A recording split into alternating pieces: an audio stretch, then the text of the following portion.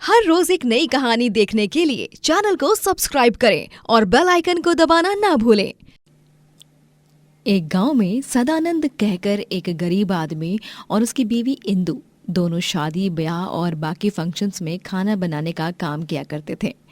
सदानंद और उसकी बीवी इंदु दोनों बहुत मेहनती थे। लोगों को उनके हाथ का खाना बहुत पसंद आता और सबसे ज्यादा तो उनके हाथ का बना हुआ बटर चिकन। लेकिन धीरे धीरे उन्हें अपने काम से कम फायदा होने लगता है। उन्हें काम बिल्कुल नहीं मिलता, जिस कारण सदानंद और इंदु बहुत परेशान से रहने लगते हैं। लॉकडाउन के बाद तो अब शादियों में गिने चुने लोगों को ही आने की अनुमति है, जिस कारण सभी अब अपनी शादियों में खुद ही खाना बना रहे हैं। और इसी वजह से हमें काम ना के बराबर मिल रहा है। जी मुझे तो कुछ भी समझ में नहीं आ रहा है, क्या कैसे होगा। घर में राशन भी खत्म होने को आया है। आप वो हीरा लाल के यहाँ पर गए थे ना, उसे किसी फंक्शन के लिए खाना बनाने के लिए लोग चाहिए थे। हाँ इंदु, लेकिन हीरा लाल ने कहा कि उन लोगों ने खाना बनाने वाले ढूंढ लिए हैं। उनके बेटे का नामकरण है, उसका फंक्शन है। अरे नहीं, एक काम मिला था वो भी हाथ से गया।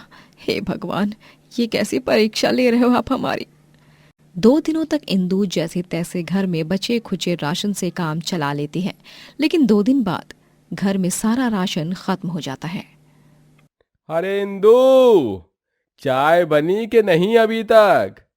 टेंशन के मारे सिर फटे जा रहा है मेरा। अरे जल्दी से लाओ ना। जी माफ कीजिए, लेकिन मैं आपको चाय नहीं दे सकती। घर में ना दूध है ना चीनी। मेरे पास 20 रुपए पड़े हैं शायद। मैं उनसे आपके लिए राजू चाय वाले से चाय ले आती हूँ, साथ में बिस्किट या बन मस्का भी ले आती हूँ। अब दोपहर को तो कुछ नहीं है खाने को, रात में मंदिर के भोजन से काम चला लेंगे। ठीक है इंदु, एक काम करो, तुम रहने दो, मैं जाकर चाय लाता हूँ। 2 पैसे। इंदु की जगह सदानंद चाय लेने जाता है। तभी वहां पर वो व्याकुल हीरालाल को उसी के घर की तरफ जाते हुए देखता है। अरे हीरालाल, अरे रुको तो 1 मिनट। सदानंद, अच्छा हुआ तू यहीं पर मिल गया। मैं तेरे ही घर जा रहा हूँ। सुन, जल्दी से तू और भाभी जी तैयार हो जाओ दोनों। वो अंतिम समय पर उस खाना बनाने वाले की तबीयत बिगड़ गई, जिस कारण वो और उसका भाई आज खाना बनाने नहीं आ सकते। तो इसीलिए तेरा ही चेहरा आया दिमाग में सबसे पहले। अरे धन्यवाद मेरे भाई। मैं और इंदु, हम दोनों अभी आ रहे हैं। पता बता। सदानंद और इंदु उस नामकरण के फंक्शन में जाकर खाना बनाते हैं और उन्हें अच्छे खासे पैसे भी मिल जाते हैं, जिनसे उनका 1 हफ्ते का गुजारा आराम से हो जाता है। इंदु अब सोचती है, जी हम कब तक यूं ही शादी ब्याह और बाकी फंक्शंस में यूं ही खाना बनाते रहेंगे। हमें कुछ ना कुछ तो करना ही होगा, जिससे हम रोज पैसे कमाते रहें। लेकिन इंदु, हम ऐसा क्या कर सकते हैं? क्यों ना हम अपना एक ढाबा खोलें। इंदु की ये बात सुनकर सदानंद चौंक जाता है। ये तुम क्या कह रही हो इंदु? एक ढाबा? तुम्हें पता तो है ना, एक ढाबे को बनाने के लिए कितने पैसों की जरूरत पड़ती है, और तो और उसमें बनाने वाले खाने का खर्च अलग। जी आप पूरी बात तो सुन लेना पहले। हम अपने घर के आंगन को ही ढाबा बना देंगे। भगवान की कृपा से हमारा आंगन बहुत बड़ा है, लोग आसानी से उसमें बैठकर खाना खा सकते हैं। और रही बात क्या बेचने की, तो हम लोगों को कई सारी नहीं बल्कि एक ही पदार्थ बनाकर बेचेंगे, जो लोगों को सबसे ज्यादा पसंद भी आए और ज्यादा बिके भी। हाँ इंदु, ये वाला सुझाव काफी बढ़िया है। मैं सोच रहा कि क्यों ना हम बटर चिकन ही बेचें। वैसे भी हम दोनों जहां कहीं भी खाना बनाने जाते हैं, सभी सबसे ज्यादा हमारे हाथ के बने बटर चिकन को खाना बहुत ज्यादा पसंद करते हैं। जी हाँ, एकदम सही विचार है। बटर चिकन जैसा पदार्थ तो लोग बड़े चाव से खाएंगे। इंदु और सदानंद अपने घर के आंगन को एक ढाबे में बदल देते हैं और उसका नाम स्पेशल बटर चिकन ढाबा रखते हैं। एक ही दिन में उनके ढाबे पर ग्राहकों की लाइन लग जाती है। सभी को उनके हाथ का बना बटर चिकन बहुत पसंद आता है और उनका दिल खुश हो जाता है। ओहो, क्या स्वाद है जी, क्या स्वाद है। इस बटर चिकन ने तो बड़े से बड़े 5 स्टार रेस्टोरेंट में मिलने वाले बटर चिकन तक को फेल कर दिया भाई। वाह, सच में मैं इतने बड़े बड़े रेस्टोरेंट में गया हूँ, लेकिन इससे अच्छा बटर चिकन कहीं भी नहीं खाया। वाह। अरे आप दोनों मियाँ बीवी के बनाए इस बटर चिकन में पक्का किसी जादुई इंग्रेडिएंट की मिलावट हुई है, हाँ? अरे भाई बटर चिकन से तो मुझे प्यार हो गया है, प्यार। आज तो मैं जी भर के बटर चिकन खाऊंगा, चाहे जो कुछ भी हो जाए। अब इंदु और सदानंद का ढाबा पूरे गांव में फेमस हो चुका था। हर संडे को तो उनके ढाबे पर इतनी लंबी लाइन लगती है कि पूरा रास्ता ब्लॉक हो जाता था। इंदु और सदानंद आए दिन नई नई स्कीम्स और मार्केटिंग टेक्निक्स को अपनाकर अपने ढाबे पर ग्राहक आए इसकी योजना करा करते थे। अरे वाह, इस बटर चिकन ढाबे पर जिसने भी 3 मिनट में सारा बटर चिकन चट कर लिया ना, उसे पूरे 5 प्लेट बटर चिकन फ्री मिलेगा। और अगर कोई हारा तो उससे उस मुफ्त में खाए बटर चिकन के पैसे भरने पड़ेंगे। भाया ये सब अपने बस की बात ना है।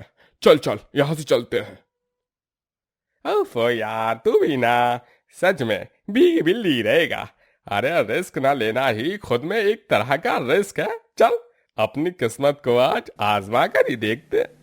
वो दोनों ग्राहक उस चैलेंज को एक्सेप्ट तो कर लेते हैं, लेकिन उसे पूरा करने में असफल रह जाते हैं। इसी तरह दिन ब दिन बटर चिकन ढाबे की रेपुटेशन गांव में किसी बड़े से रेस्टोरेंट से भी ज्यादा बढ़ने लगती है। तभी एक दिन अचानक गली में घोषणा होती है कि अगर 3 दिनों के अंदर ही अंदर उस गली के लोगों ने अपने अपने घरों को खाली नहीं किया तो वो तोड़ दिए जाएंगे, क्योंकि उन घरों की जगह पर एक सुंदर सा बंगला बनने वाला था जो कि किसी अमीर आदमी का होता है। सभी गली वाले इस बात को सुनकर हैरान परेशान हो जाते हैं। अभी अभी ही हमारे जीवन में जरा सी खुशियां क्या आ गई, उन्हें तुरंत नजर लग गई। अब हमें इस घर को छोड़कर कहीं और रहने जाना होगा, और इस घर को खाली करना मतलब हमारे बटर चिकन ढाबे को बंद करना। जी, मेरा तो यही सोचकर बीपी हाई हो रहा है। पता नहीं क्या होगा, लेकिन जो भी होगा मेरे मेरे कान्हा जी सब सही करेंगे। मकान ढूंढने लगते हैं और उन्हें एक घर भी मिल जाता है, लेकिन वो बहुत छोटा होता है और उनके सामने अब ढाबे को खोलने की समस्या खड़ी हो जाती है। अब घर भी मिल गया, लेकिन हम हमारा बटर चिकन ढाबा कहाँ खोलेंगे? घबराओ मत इंदु, सब ठीक हो जाएगा, भरोसा रखो। मैं और भी जगहों पर जाकर ढाबे के बारे में पता लगाता हूँ। क्या पता कोई बड़े दिल वाला हमें अपना मकान दे दे, कम पैसों में ढाबा फिर से खोलने। हाँ जी हाँ, यही कीजिए। सदानंद गांव में कई जगहों पर जाकर ढाबे के लिए जगह ढूंढता है, लेकिन उसे कहीं कोई जगह या मकान नहीं मिलता। जब वो शाम में बाजार से लौट रहा होता है, तभी वो देखता है कि एक समोसा और वड़ा पाव वाला ट्रक में समोसा वड़ा पाव बना बनाकर लोगों को बेच रहा है। अरे वाह, ये तो ट्रक ढाबा है। क्यों ना इंदु और मैं अपना एक ऐसा ही ट्रक ढाबा खोल ले। सदानंद ये बात जाकर इंदु को बताता है। हाँ हाँ जी, वैसे भी आपके दोस्त विभूति के पापा की ट्रक वैसी ही पड़ी है। उनके रिटायरमेंट के बाद विभूति तो एक बार आपको वो ट्रक मुफ्त में भी देने के लिए राजी हो गया था, लेकिन आप ही ने मना किया था। आप उनसे बात कीजिए न जाकर। हाँ इंदु। सदानंद अपने दोस्त विभूति के पास जाकर उसके पापा की ट्रक को ले लेता है और वो उसकी बहाली करके उसे एक ढाबे के रूप में बदल देता है। सभी बटर चिकन ट्रक ढाबे पर बटर चिकन खाने आते हैं और इस बार तो ट्रक ढाबे के जरिए उस आंगन वाले ढाबे से भी ज्यादा मुनाफा होने लगा था। सदानंद पैसे इकट्ठा होने के बाद विभूति को ट्रक के पैसे दे देता है और वो और इंदु दोनों एक सुखी जीवन व्यतीत करने लगते हैं। सविता के 2 बेटे होते हैं जिनके नाम निहार और सागर होते हैं। निहार की शादी अंजलि से हुई होती है और सागर की शादी प्रीतिका से। सविता अपने दोनों बेटों को बहुत प्यार करती और उनकी हर एक जरूरत को पूरा करती, जिससे उसके पति यानी सागर और निहार के पिता जगजीवन को बहुत गुस्सा आता। ये लो सागर बेटा, निहार बेटा, ये प्रॉपर्टी के कागजात हैं। अब से मेरे नाम की सारी प्रॉपर्टी भी तुम्हारी और दोनों बहुओं के नाम हो चुकी है। मुबारक हो। थैंक यू सो मच माँ, आप दुनिया की सबसे बेस्ट माँ हो। हाँ माँ, आपको हम बता नहीं सकते कि हम कितने खुश हैं। चलो प्रीतिका, इसी खुशी में आज खीर बनाते हैं। हाँ अंजलि। अरे क्या बात है, दोनों बहुएं एक कप चाय बनाने के लिए इतने नखरे करती हैं। आज प्रॉपर्टी का हिस्सा क्या मिल गया, अचानक से सास पर इतना प्यार आ गया। जगजीवन जी, रहने दीजिए ना, खुशियों की महफिल में कड़वाहट क्यों। बाद में जगजीवन सविता को अकेले में कहता है। सविता, तुम जो अपने दोनों सपूतों को इतने लाड़ प्यार से दौलत शोहरत दे रही हो ना, देखना ये लोग मेरे जाने के बाद तुम्हारे साथ क्या करते हैं। ये लोग तुम्हें पूछेंगे भी नहीं। मेरी इस बात को गांठ बांध लो। कैसी बातें कर रहे हो जी आप? वो दोनों हमारे बेटे हैं। हमारी जायदाद पर उनका हक नहीं होगा तो और किसका होगा? और वैसे भी अब हमारे जीने की उम्र निकल गई और उनकी तो अभी शुरुआत हुई है। ये सारे बुरे ख्याल आप अपने दिमाग से निकाल दीजिए। जैसा आप सोच रहे हो वैसा बिल्कुल नहीं होगा। और खबरदार, जो आइंदा से ये कहा कि मेरे जाने के बाद क्या होगा। आप कहीं नहीं जा रहे हो, आपको तो मेरी भी उम्र लग जाए। लेकिन नियति वही खेल खेलती है जिसका जगजीवन को डर था। एक सुबह जगजीवन नींद से उठता ही नहीं है और जब तक डॉक्टर आते तब तक बहुत देर हो चुकी होती है और जगजीवन इस दुनिया से जा चुका था।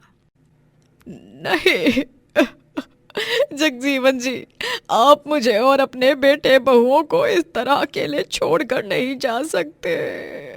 उठिए ना जगजीवन जी, आपकी सविता के वास्ते तो उठ जाइए जगजीवन जी।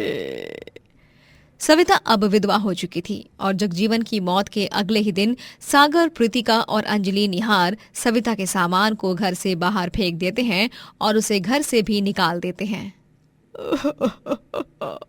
सही कहा था जगजीवन जी ने, तुम चारों सिर्फ पैसों के लालची हो। तुम्हें मेरी कोई कीमत नहीं है, लेकिन एक दिन जरूर आएगा जब तुम्हें अपनी माँ की याद आएगी, क्योंकि जो अपनी माँ का नहीं हो सकता वो किसी का भी नहीं हो सकता।